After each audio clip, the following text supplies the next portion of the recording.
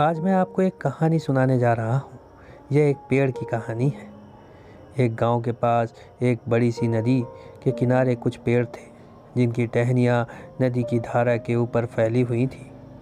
एक दिन एक चिड़िया का परिवार अपने लिए घोंसले की तलाश में भटकते हुए उस नदी के किनारे पहुँच गया।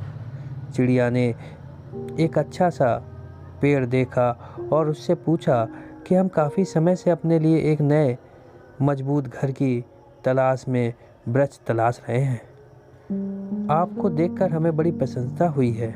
आपकी मजबूत शाखाओं में हम एक अच्छा सा घोंसला बनाना चाहते हैं, ताकि बरसात शुरू होने से पहले हम खुद को सुरक्षित रख सकें।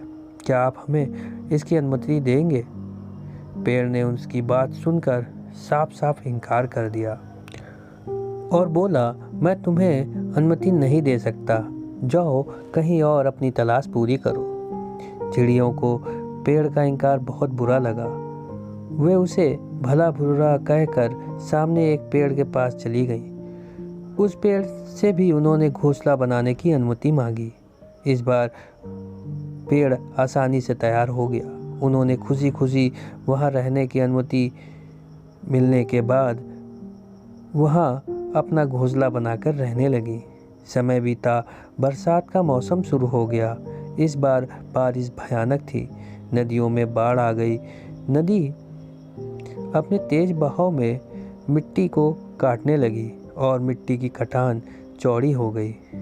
एक दिन तो इतनी बारिश हुई कि नदी में बाढ़ बहुत तेज आ गई और तमाम पेड़ पौधे अपनी जड़ों से उखड़कर नदी में बहने लगे। अब नदी में सभी पेड़ पौधे बह रहे थे। तभी इन पेड़ों में वो वाला भी पेड़ शामिल था जिन्होंने उस चिड़िया को अपना घोंसला बनाने के लिए मना कर दिया था, और उसे जड़ों से उखाड़कर नदी को बहता देख चिड़ियों का परिवार खुश हो गया, मानो कुदरत ने पेड़ से उनका बदला ले लिया है। चिड़ियों ने पेड़ की तरफ उपेक्षा भरी नज़रों से देखा और कहा, एक समय जब हम तुम्हारे पास अपने लिए मदद मांगने आए थे तो तुमने साफ इनकार कर दिया था।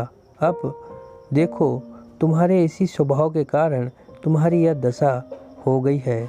इस बार पेड़ ने मुस्कुराते हुए उन चिड़ियों से कहा, मैं जानता था कि मेरी उम्र हो चली है और इस बरसात के मौसम में मेरी कमज़ोर पड़ चुकी जड़ें टिक नहीं पाएंगी, और यही कारण था कि मैंने तुमको इनकार कर दिया था, क्योंकि मैं नहीं चाहता था कि मेरी वजह से तुम्हारे ऊपर कोई विपत्ति आए। फिर भी तुम्हारा दिल दुखाने के लिए मुझे क्षमा करना।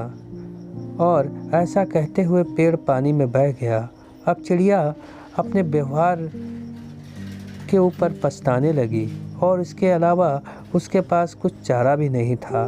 तो दोस्तों, अक्सर हम दूसरों के रूखे व्यवहार का बुरा मान जाते हैं, लेकिन कई बार उनका यह व्यवहार हमारे हित के लिए होता है। ख़ास तौर पे जब हमारे बड़े बुजुर्ग माता पिता हमें कोई बात करने को मना करते हैं या और कुछ कहते हैं तो हम उन्हें अपना दुश्मन मान लेते हैं, पर ऐसा नहीं है। इस कहानी से हमें ये सीख मिलती है।